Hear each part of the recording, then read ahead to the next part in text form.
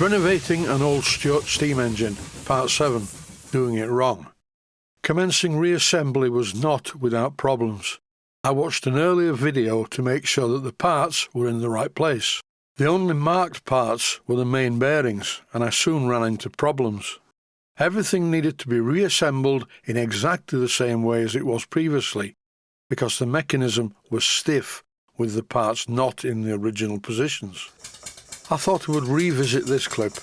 I was running the engine on the bench once I took the flywheel off it, and it ran okay, which is most unusual. First of all slowly, then a bit faster, then very fast. At this point I didn't even realise that the valve setting in the valve chest was not right too. In error, I thought that there couldn't be much wrong with this engine because it ran so well, even without a flywheel. A slow motion run shows just how good it was. Not perfect, and I do hope to improve this at the end of the rebuild. First of all though, it's top tip time. Once I painted the flywheel and the main part of the engine, I placed them on the central heating radiator. This is a good idea because it bakes the paint on.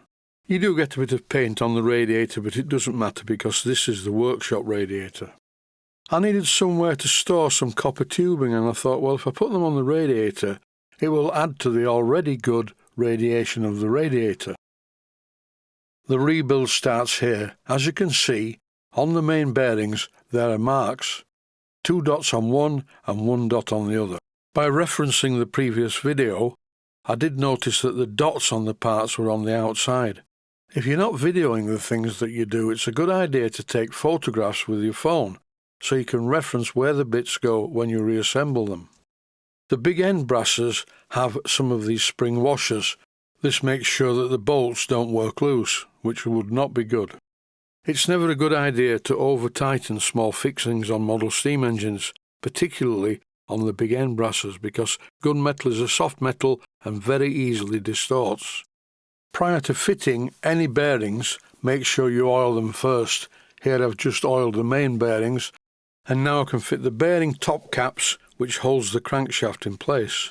This engine is really strangely engineered. At first glance it looks okay, but it's not at all. I soon found out that every part only fitted where it was originally designed to fit.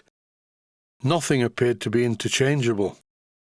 I could turn the bottom part of the main bearings around, but I wouldn't want to do that because the dots are on the outside of the parts.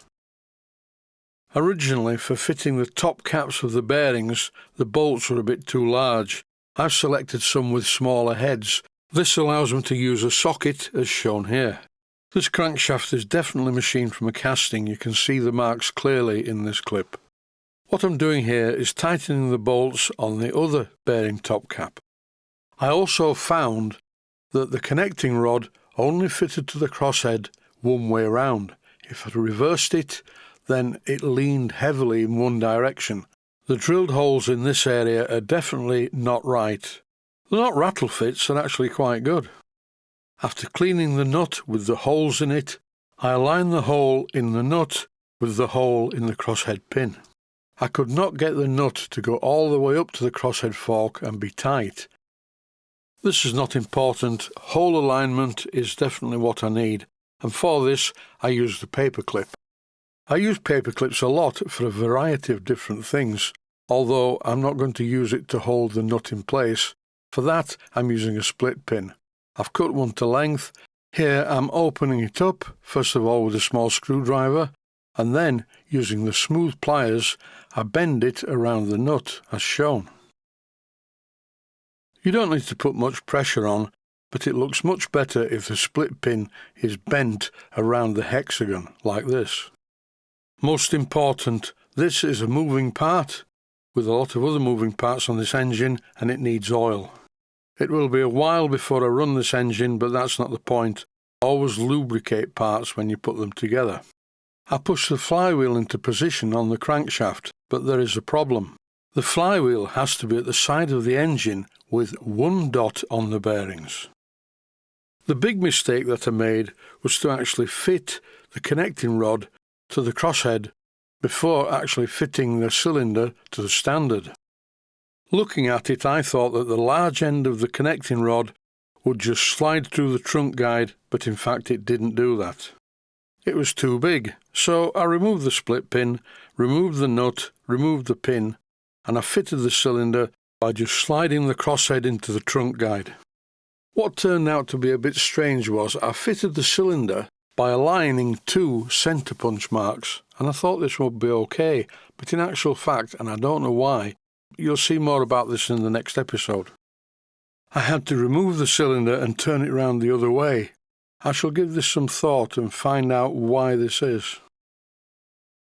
There was only one area where I couldn't go wrong.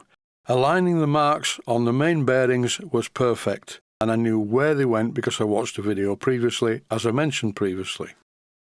I was about to fit the connecting rod fork back to the crosshead when I realised that the connecting rod didn't really line up very well with the crank pin and the crank web. I dismantled it again and turned it round, and it was a much better fit. Here you can see it sort of doing its stuff, but there are tight spots and it's just not right.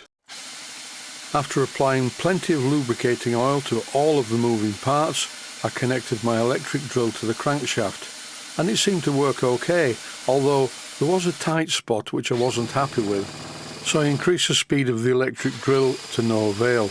And that is enough errors for one episode. Stay safe, stay healthy. Thanks for watching, and I hope you found it useful.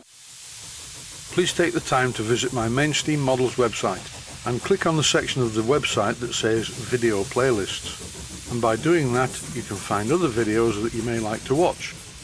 And by using the playlists, you can actually watch the videos back to back.